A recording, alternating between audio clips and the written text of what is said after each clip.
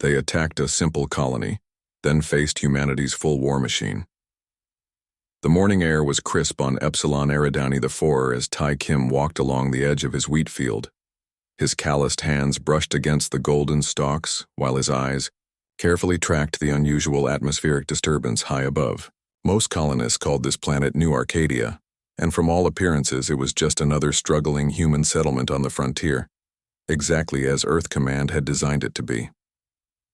Movement in Sector 6 again, Tay said quietly into what appeared to be a simple farming tool, but actually contained sophisticated communication technology. He continued his casual pace, maintaining the appearance of a farmer checking his crops before harvest. Confirmed, came the voice of his wife Sue through his earpiece. That's the third scout this week. They're getting bolder. From orbit, the Maquis observers saw exactly what humanity wanted them to see. Outdated defense turrets, simple dwellings, agricultural domes, and mining operations. The settlement's power readings were consistent with a Level 2 development colony, nothing that would suggest advanced military capabilities. Inside what appeared to be an ordinary barn at the edge of the settlement, Sue Kim studied the detailed scans of the alien vessels. Despite her coveralls and the dirt under her fingernails, her posture betrayed her military background as she analyzed the data. Their weapon systems are charging intermittently. They're running battle simulations, she told the small group gathered around the holographic display hidden under the barn's floor. I'd say we have 3 days, maybe 4 before they make their move. June, the colony's supposed mayor, but actually, a retired intelligence officer, nodded grimly. The bait is working perfectly. Too perfectly. I was hoping they'd hesitate longer. The New Arcadia colony had been meticulously crafted over 7 years. Every building was designed to appear weathered and somewhat primitive while concealing state-of-the-art technology beneath. The colonists, all military veterans and their families, maintained a convincing show of being simple farmers, miners, and traders struggling to tame a frontier world. Children played in the central square, their laughter carrying across the settlement. They too were part of the deception, though they didn't fully understand it. They knew only that sometimes they practiced special drills that other colony children didn't. The harvest festival preparations give us perfect cover to make final defensive arrangements, said Tay, who had returned from his field inspection. Once the admiral of Earth's 5th Fleet, he now commanded this outpost with the same precision, though few outside Earth Command knew his true identity. Let's make sure our guests get a proper invitation. That evening, as the twin moons rose over New Arcadia, the colonists gathered in the town square. Lanterns were hung, tables arranged, and locally brewed beer flowed freely. Music played from simple instruments and people danced. From orbit it would appear to be exactly what it was supposed to be, a pre-harvest celebration. But beneath the festivities, preparations of another sort were underway. Young Hannah, the daughter of the colony's doctor, skipped between dancers, carrying what looked like festival ribbons to different colonists. Each ribbon contained embedded tactical updates and assignments. The Maquis have positioned themselves behind our larger moon, whispered Jin, the colony's weathered blacksmith and former weapons specialist. Their ion signatures suggest at least 3 warships and multiple landing craft. Tay nodded, taking a long drink from his mug while processing the information. Right on schedule. They're following the same pattern as on Proxima Colony. Harvest time is tactically sound. Maximum resources to seize with minimum effort. What the Maquis didn't realize was that the attack on Proxima Colony 2 years earlier had provided Earth with crucial intelligence about their tactics. New Arcadia had been established in response, not just as a military outpost, but as an elaborate trap. In the colony's small school beneath the floorboards, the real command center hummed with activity. Technicians monitored the Maquis fleet's movements while maintaining the colony's false electronic signature. The quantum entanglement communicator, Earth's most closely guarded technology, stood ready to alert the hidden human fleets the moment the attack began. All families are at 70% readiness, reported Sue, studying the status board. Each family unit in the colony was actually a military cell, trained to transition from civilian life to combat operations in minutes. Outside, children chased each other between market stalls. their laughter genuine despite the looming threat. The adults maintained their celebration with practiced ease, their eyes occasionally drifting skyward. At the edge of the settlement, hidden sensors detected the first Maquis scout ship entering the atmosphere. It maintained high altitude, conducting final scans before the invasion. "They're testing our sensor grid," observed Tay, now standing on the porch of what appeared to be the colony's modest administrative building. "Let them see exactly what they expect." On cue, the colony's outdated defensive turrets tracked the ship with obvious clumsy movements. The primitive radar installation swiveled noisily. Everything about New Arcadia's defensive posture screamed vulnerability and outdated technology. "The trap is set," Tay said softly. "Now we wait." That night, as most colonists pretended to sleep, Tay and Soo Kim stood on their porch looking at the stars. Their modest home sat on a small hill overlooking the colony, giving them a perfect view of what would soon become a battlefield. "Do you ever wonder if we're being cruel?" Sue asked. "They don't know what they're walking into." Tay's weathered face remained impassive. "They attacked Proxima without warning. 3,000 civilians died. This isn't cruelty, it's justice and strategic necessity." Sue squeezed his hand. "The children are ready. Everyone knows their assignments." In the distance, festival decorations fluttered in the night breeze. The colony appeared peaceful, vulnerable, ripe for conquest. High above, the Maquis War Council made their final preparations, their scans showing nothing but an isolated human settlement with minimal defenses and valuable resources. Their intelligence suggested humans were scattered, disorganized, their colony's easy prey. They couldn't have been more wrong. They attacked a simple colony, then faced humanity's full war machine. The first explosions came at dawn, just as the Harvest Festival was entering its second day. The Maquis attack ships pierced the morning sky like angry hornets, their energy weapons carving glowing lines through the atmosphere. Colony sirens wailed, their outdated sound systems crackling, with static exactly as planned. "They're right on schedule," Tay muttered, watching from his kitchen window as the first bombardment targeted the colony's visible defense turrets. The ancient weapon systems exploded with convincing force, their destruction sending cascades of sparks and debris across the settlement's perimeter. In the town square, colonists scattered in what appeared to be panic.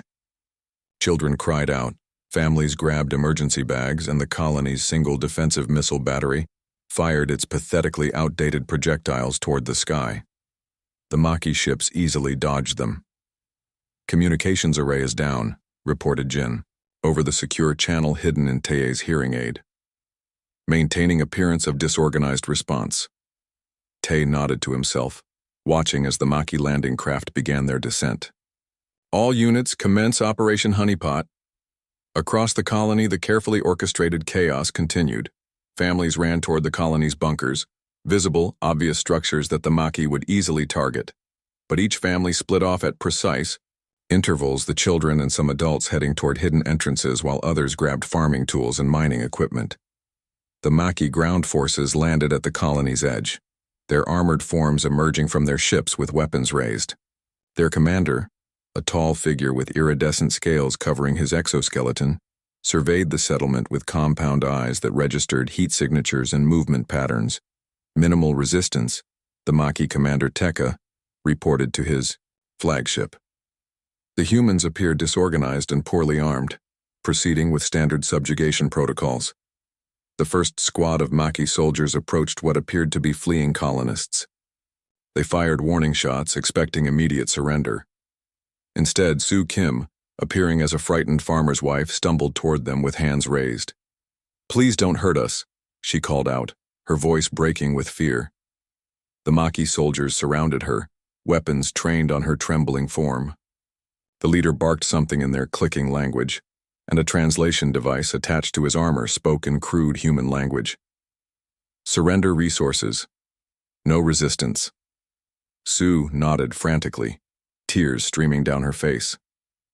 Yes. Anything you want. Our food stores are this way." She led them toward a simple storage building at the edge of the settlement. As they approached, her trembling suddenly stopped. Her posture shifted subtly, almost imperceptibly. The lead Maquis soldier noticed. The change too late. Sue's hand flicked toward her wrist, activating the nanite web concealed beneath her simple clothing. The nearly invisible defensive mesh hardened instantly as she dropped to the ground. The storage building's doors burst open, revealing not food supplies but a mounted heavy pulse cannon operated by G. Park, the colony's supposed handyman.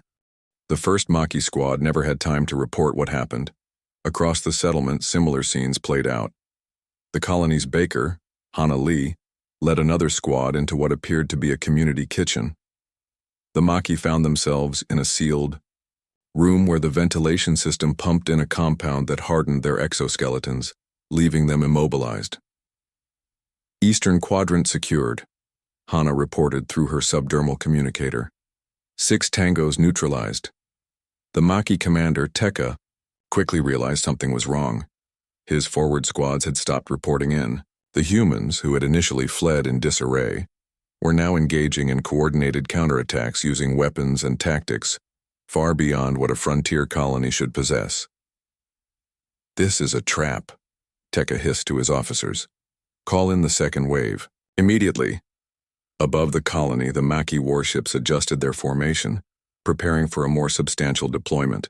Their sensors detected unusual energy readings from beneath the settlement, but the interference from the ongoing battle made detailed analysis impossible.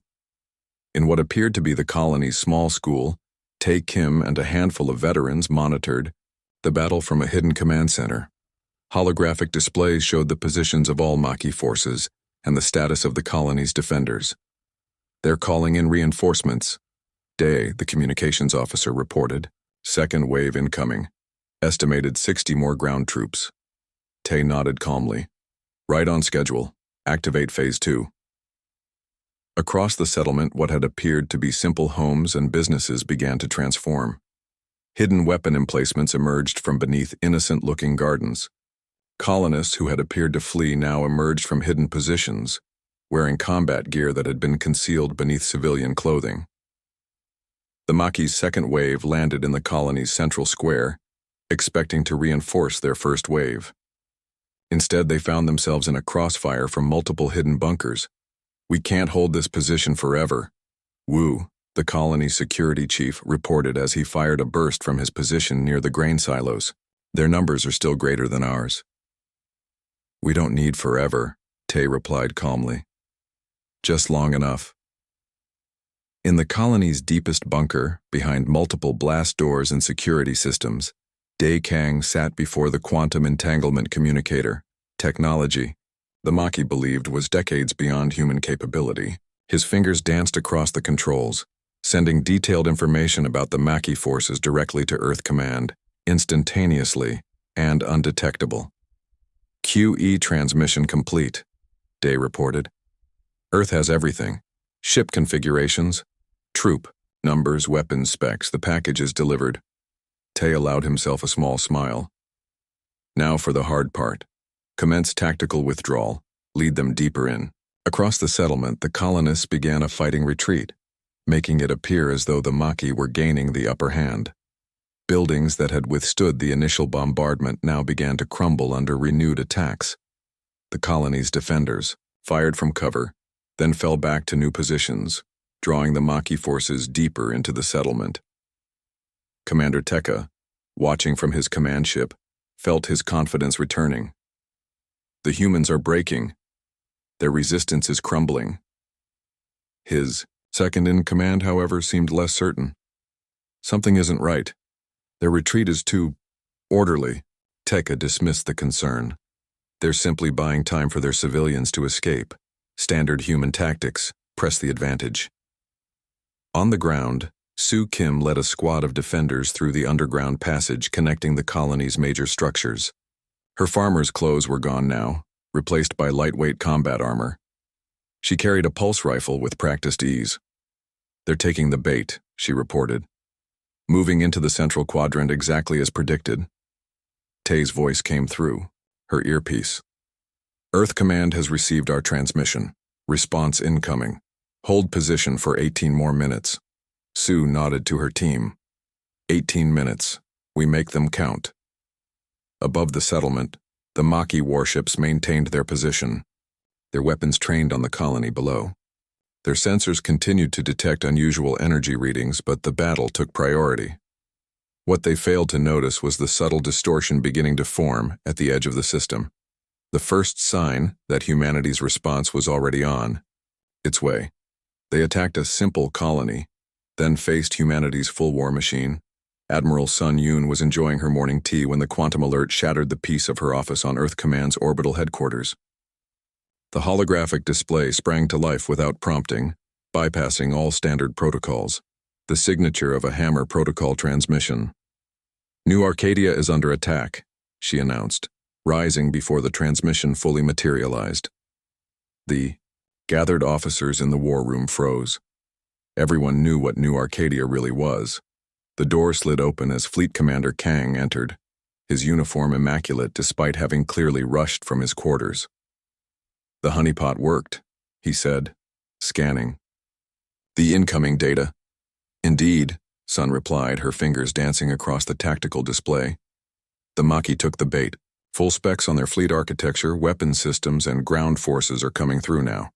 The quantum entanglement data streamed in. Unblockable, unjammable, instantaneous. The Maquis had no idea that every move they made was being cataloged and analyzed in real time by Earth's most advanced battle computers. Activate Battle Group Theta, Sun ordered, and notify all dimensional pocket fleets to begin emergent sequence. Across the room, tactical officers rushed to their stations. The operations that had been rehearsed countless times over the past 7 years were now being executed. Earth's response to the attack on New Arcadia would show the galaxy exactly what happened when someone mistook human patience for weakness. Time to emergence? Sun asked. 17 minutes for the closest pocket fleet, replied a young officer. The dimensional calibrations are already aligning. Sun nodded. Send word to New Arcadia. They need to hold for 17 minutes. Back on New Arcadia, the battle had intensified. The colonists executed their planned retreat, leading the Maquis forces deeper into the settlement through seemingly random patterns that were, in fact, carefully designed kill zones. Wu Choi, his farmer's clothes now torn and dirty, led a squad of defenders through the underground passages connecting the colony's major structures. They're pushing hard toward the central food storage, he reported through his comm. Exactly as predicted. Good, came Tay's calm voice. Keep them focused there. 17 minutes until relief arrives.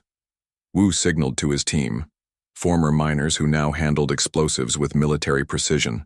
They planted charges at key structural points as they retreated, creating the impression of desperate measures rather than calculated destruction.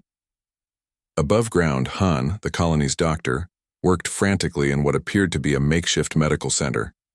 When a group of Maquis soldiers burst in, weapons raised, they hesitated at the sight of wounded colonists. Please, Han begged, her hands covered in blood. These people need help. The Maquis squad leader gave orders in their clicking language. 2 soldiers moved forward to secure the wounded humans. The wounded colonists moved with practiced speed. Hidden neural disruptors activated, sending targeted electromagnetic pulses that exploited a weakness in Maquis neural pathways, a weakness discovered after the Proxima colony attack and incorporated into New Arcadia's defenses. The Maquis soldiers collapsed, their nervous systems temporarily overwhelmed. Han and her patients quickly secured their weapons and communication devices. Medical center secure, Han reported. 6 more down. In the colony's hidden command center, Tay watched the tactical display with growing concern. The colonists were holding, but the Maquis had committed more forces than intelligence had predicted. They've brought in heavy armor, reported G, watching as massive walker units descended from the Maquis ships. Our hardpoints aren't calibrated for that kind of firepower. Tay's expression remained calm. Adjust the withdrawal pattern. Lead them toward the western ridge. The terrain will slow their walkers. The Maquis commander, Tekka, surveyed the battle from his command ship with growing satisfaction. The human resistance was crumbling faster than expected. His heavy walkers were now deploying to crush the remaining resistance. Strange, his tactical officer observed. The humans are retreating toward the western ridge. It offers them no strategic advantage. Tekka clicked his mandibles in what passed for a smile among his kind.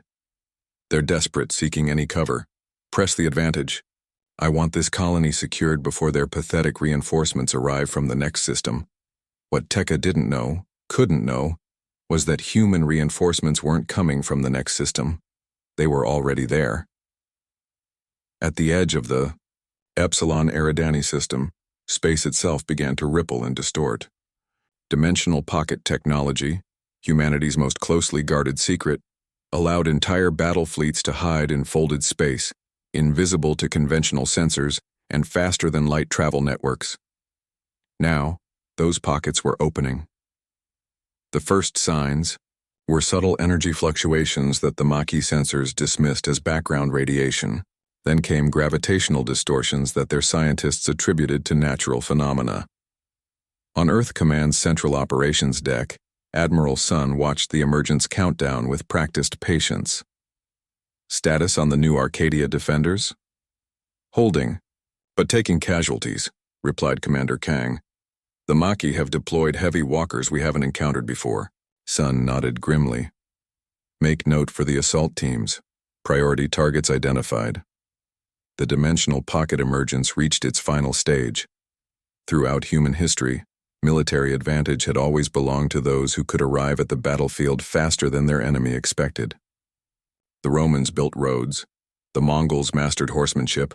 World War II was transformed by mechanized divisions and aircraft carriers. Humanity had taken this concept to its logical extreme. Fleets that didn't need to travel at all. They were already there, waiting in folded dimensions, needing only the signal to emerge. Emergence in 3, 2, 1, intoned the operations officer. Across the Epsilon Eridani system, space tore open in precise controlled ruptures.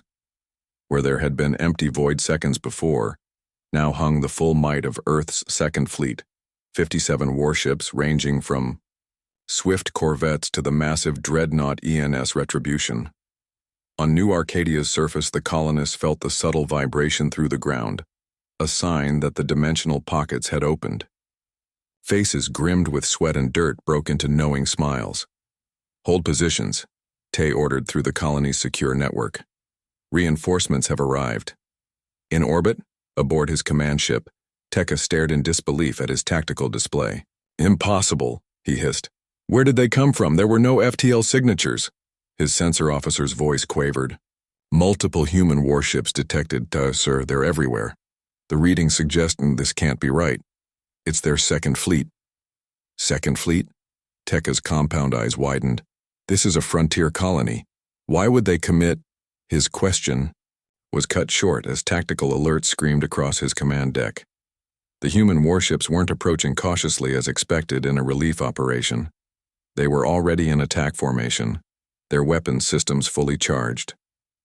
On the bridge of the ENS Retribution, Admiral Junbei surveyed the Maquis fleet with cold precision. All ships execute Battle Plan Omega. Priority targets are their heavy troop transports and command vessels. Marine drop pods launch in 60 seconds.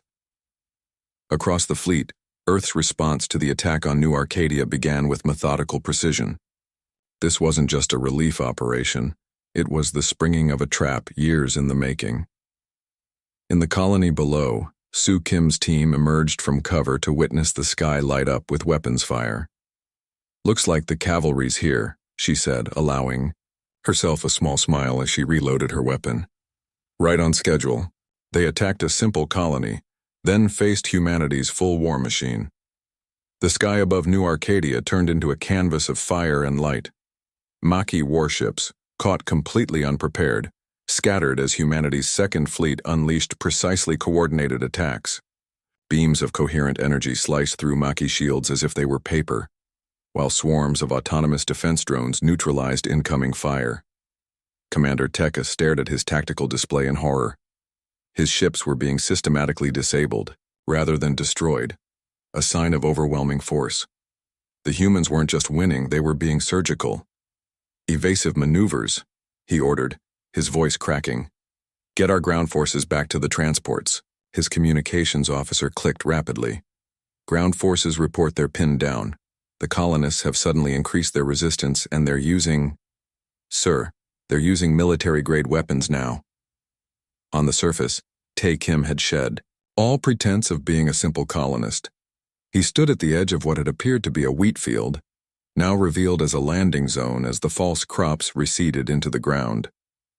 He wore a command officer's armor, its worn insignia revealing his true rank: Fleet Admiral, 5th Division, Terran Defense Force. "Right on time," he said as the first wave of orbital drop pods pierced the atmosphere, their heat shields glowing like falling stars. The pods slammed into the ground around the colony, their impact sending shockwaves across the battlefield. They cracked open like metallic eggs, revealing armored figures that stood over 7 feet tall, Terran Marines in powered combat suits, the elite fighting force of Earth's military. Colonel Do Sung's voice crackled over the tactical channel. "Hammer Actual has landed, deploying perimeter." The Marines moved with practiced efficiency, each squad following pre-planned routes to surround and isolate Maquis forces throughout the colony. Their heavy weapons made quick work of the Maquis walkers, targeting weak points in the armor that intelligence from Proxima Colony had already identified. In orbit, the battle had turned decidedly one-sided. The human fleet executed maneuvers that seemed to defy physics, ships appearing where calculations said they couldn't possibly be. "Sir," Tekka's science officer called out, his voice tight with fear. "Dimensional distortions detected behind our command ships." Tekka spun toward the main view screen just in time to see space itself tear open. Where there had been empty void behind his fleet's vulnerable rear, 3 human battleships now hung in perfect attack position. Their weapon ports were already glowing with charged energy. "Quantum shift technology," Tekka whispered finally, understanding. "They've mastered controlled quantum shifting." His tactical officer's mandibles clicked rapidly in distress. "Sir, we've lost contact with 30% of our fleet. Their weapons aren't destroying our ships. They're systematically disabling engines, weapons, and communications." On the bridge of the ENS Retribution, Admiral Junbei watched the tactical display with satisfaction. "Continue containment protocol. I want every Maquis ship captured intact if possible." His intelligence officer approached with a data pad. "Sir, we've completed initial scans of their technology. It's exactly as New Arcadia reported. Their ships are using compromised Sigarian drive cores." June nodded. This confirmed their suspicions. The Maquis weren't developing technology on their own. They were scavengers, stealing and adapting technology from other species. Their rapid expansion through this sector had been built on theft rather than innovation. "Begin Phase 3, Johnny," ordered. "I want their command ship isolated." On the colony surface, the tide had completely turned. The Maquis ground forces found themselves boxed in between the Marines dropping from orbit and the colonists who had suddenly revealed their true capabilities. Maquis squad leader huddled with his remaining troops behind the ruins of what had been the colony's community center. "The defensive systems they're using now, they're not colony technology. This is military grade." His second clicked in agreement. "These aren't colonists. Look at how they move, how they coordinate. These are soldiers." Their realization came too late. A shadow fell over their position as a Marine dropship hovered overhead, its weapon systems tracking their heat signatures. "This is Colonel Du Sung of the Terran Marine Corps," boomed a voice from the ship's external speakers. "Your forces are surrounded, your fleet is neutralized, surrender or be eliminated." In the colony's central plaza, now transformed into a forward command post, Tae and Soo Kim coordinated with the Marine officers. The charade was finally over, and they moved with the natural authority of high-ranking military personnel. "The Eastern Quadrant is secure," Sue reported, studying the holographic display. "Maquis resistance is crumbling as their command structure breaks down." Marine Captain He approached, saluting sharply. "Admiral Kim, we've captured their forward base." "You should see this, sir." Tae followed the Marine to a Maquis command post. Inside, dozens of screens displayed detailed information about human colonies throughout the sector, surveillance that had been going on for months. They've been watching us, Tay observed, his expression grim. Not just New Arcadia. They've been monitoring all our frontier colonies. Looking for targets, Sue added, studying the data. Weak points for their expansion. In orbit, Tekka's command ship found itself surrounded by 4 human vessels, each larger and more heavily armed than his own. His options had dwindled to 0. Sir, his executive officer said quietly, we must consider surrender. Tekka's compound eyes narrowed as he watched another of his ships go dark, its systems completely neutralized by the humans' targeted attacks. How? He finally asked. How did they know? How were they prepared? This was just a farming colony. The answer came moments later when Admiral Junbei's face appeared on his communication screen. The human's expression was calm, almost pitying. Commander Tekka of the Maki Collective, Jun began formally. Your forces are defeated. Power down your weapons and prepare to be boarded. Tekka clicked his mandibles in defiance. We underestimated your response time, human, but this is just one colony. Your resources are stretched thin across. Jun interrupted him with a small shake of his head. You still don't understand what you've done, do you? New Arcadia isn't just any colony. It's a military outpost disguised as a vulnerable settlement, specifically designed to draw out threats like you. The truth dawned on Tekka slowly. A trap? This entire colony was bait? More than that, Jun replied. The people you attacked, the simple farmers as you called them, are primarily retired military personnel and their families.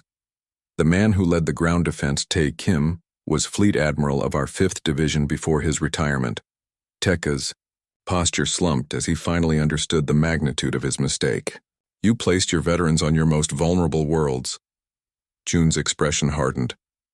We placed our most valuable citizens in locations that would guarantee our full response if they were ever threatened. The colony you attacked contained 3 former admirals, 7 decorated Special Forces commanders and their families. On the surface, Tae watched as Marine units rounded up the remaining Maki forces. Children emerged from the secure bunkers, running to embrace parents who now openly wore their military insignia and rank. Was it worth it? Sue asked, standing beside him. Using ourselves as bait? Tae looked across the settlement, damaged but far from destroyed, its people now openly revealing their true nature as Earth's defenders. They needed to learn, he said simply. The galaxy needed to see what happens when someone mistakes human restraint for weakness. In the sky above, more human ships continued to arrive through dimensional portals. This wasn't just a defensive operation anymore. This was the beginning of humanity's response. They attacked a simple colony, then faced humanity's full war machine. The surrender of the Maki forces came within hours. Their remaining ships powered down weapon systems and accepted human boarding parties without resistance. On New Arcadia's surface, Maki ground troops laid down their arms, their earlier confidence replaced by confusion and fear. 2 weeks later, Tae Kim stood on the porch of his farmhouse surveying the rebuilt colony. The signs of battle had been meticulously erased. Fields were replanted, buildings reconstructed, and the facade of a simple farming settlement restored.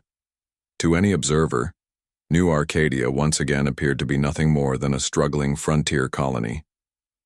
Hard to believe it's already back to normal, said Sue, joining him with 2 steaming cups of tea.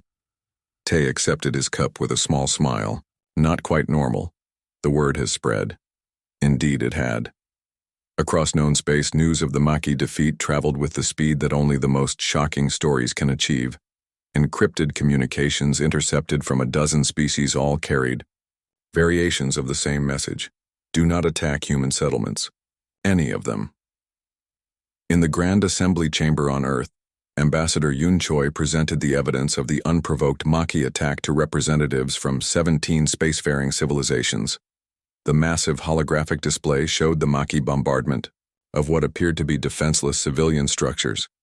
We invited the Maki Collective to join our galactic community, Yun stated, her voice carrying throughout the chamber. We shared our star charts, our trade routes, our cultural databases.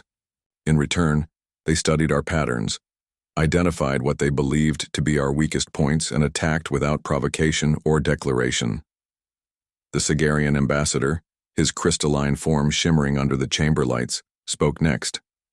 The Gi collective has been stealing technology from multiple species. The drive cores in their ships were based on stolen Sigarian designs. We support Earth's response. In a secure conference room adjacent to the chamber, Admiral Sun Yun met with Earth's Defense Council. The tactical display showed the current deployment of human forces across 3 sectors. The Hammer Protocol exceeded expectations, Sun reported. Not only have we neutralized the immediate Maquis threat, but we've also identified 17 vulnerabilities in our defensive network that have now been addressed. General Kang nodded approvingly. And the intelligence gathered from their ships? Invaluable, replied Sun. We now have complete maps of their territory, communication protocols, and technological capabilities. More importantly, we've identified 6 other species they were targeting for similar attacks. The defense minister leaned forward. And the prisoners? That's where things get interesting, Sun said, bringing up a new holographic display. The Maquis soldiers are mostly conscripts. Their leadership uses chemical control methods to ensure obedience. We're working with medical teams to reverse the effects. Back on New Arcadia, the colony's central plaza had been transformed into an impromptu cultural exchange. Under heavy guard, selected Maquis prisoners were being allowed to observe daily human life. The initiative had been Sue's idea. Show them what they had actually attacked, who they had tried to destroy. A Maquis soldier named Relk watched in fascination as human children played a simple game with a ball. His translator clicked softly as he turned to his guard. These young ones, they train for combat with projectiles? Marine Sergeant Hana shook her head. They're just playing. Having fun. The concept seemed to confuse Relk. His compound eyes followed the children's movements. But they are the offspring of warriors. Surely their training begins from hatching. They're children first, Hana explained. Soldiers only if they choose to be when they're adults. This revelation rippled through the Maquis prisoners. Their own society was rigidly structured from birth, with no concept of choice or civilian life separated from military service. In the colony's medical center, now returned to its disguise as a simple clinic, Dr. Han worked with a team of xenobiologists studying the chemical compounds found in the Maquis soldiers' systems. The control agents are breaking down, she reported to Tay. Without regular doses, the conscripts are developing independent thought patterns. Many are asking questions about their leaders, their society structure. Tay nodded thoughtfully. Cultural warfare was never part of the plan, but it may be our most effective tool. Across the galaxy, the ripple effects of New Arcadia continued to spread. The Maquis collective found itself diplomatically isolated as species after species severed trade agreements and defensive pacts. Reports surfaced of rebellions on outer Maquis worlds as the news spread among their own ranks. On the bridge of the Biu, ENS Retribution, still orbiting New Arcadia, Admiral Junbei received a priority transmission from Earth Command. His first officer watched as he reviewed the contents. Good news, sir? She asked. Jun's expression remained neutral, but there was a glint of satisfaction in his eyes. Operation Lighthouse has been authorized. The implications were significant. Lighthouse wasn't just a defensive strategy, it was the full implementation of the New Arcadia model across human space. Dozens of seemingly vulnerable colonies would be established, each concealing veteran military personnel and advanced defense systems, each designed to attract and expose potential aggressors. In the captured Maquis command ship now under human control, Intelligence Officer Wu supervised the extraction of navigational data. The ship's previous commander, Tekka, sat in what had been his ready room, now a makeshift detention area. I still don't understand, Tekka said, his once imperious voice now subdued. Your species seemed so fractured. Your colony's independent, your defenses minimal. Wu didn't look up from his work. We've learned from our history. The appearance of weakness can be strategic. But the resources invested in this deception, Tekka continued. Creating an entire colony as bait? Now Wu did look up, his expression calm but resolute. Not as bait. As a statement. Every human life, every settlement, no matter how small or distant, is worth our full response. 1 month after the attack, New Arcadia held another harvest festival. This time, there was no deception involved. The colony's residents celebrated genuinely, their fields yielding real crops, their community intact despite the battle that had raged across their homes. In the evening, as lanterns illuminated the central plaza, Tai and Su Kim danced among their neighbors.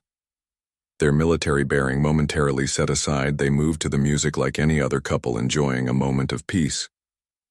"Do you think they understood the message?" Su asked quietly as they turned in the dance. Tay looked up at the night sky, where a dozen human warships maintained their vigilant watch.